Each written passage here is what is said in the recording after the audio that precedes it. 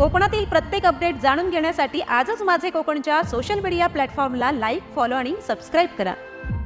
भारताला स्वातंत्र्य मिळून 78 वर्ष पूर्ण होत आहेत, परंतु खेड तालुक्यातील आजही दुर्गम भागातील काही वाड्या पावसाळ्यात जीव धोक्यात टाकून लाकडी साकवावरून प्रवास करताना पाहायला मिळत आहेत। गाव देवघर व हुमरी दरम्यानच्या ओझर खोंड्यात घेरा रसाळगड गावाची ओझरवाडी वसलेली आहे। स्वातंत्र्याच्या 78व्या वर्षीही या वाडीला रस्ता व साकवाच्या सोयीसाठी शासनाचे उंबीरटे झिजवावे लागत आहेत। पावसाळ्यात ओझरवाडीचा तालुक्याशी संपर्क तुटलेला असतो। अतिवृष्टीत अनेक वेळा लाकडी साकव वाहून जातोय। पक्क्या साकवाची व रस्त्याची सोय नसल्याने येथील विद्यार्थी पावसाळ्यात शाळेत जाऊ शकत नसल्याने येथील तरुण पिढी शिक्षणापासून वंचित राहत आहे।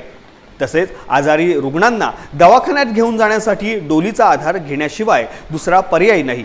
सरकारने घेरा रसाळगड गावातील ओझरवाडीला पक्का रस्ता व साकवाची सोय लवकरात लवकर करावी अशी मागणी स्थानिक ग्रामस्थांनी केलेली आहे।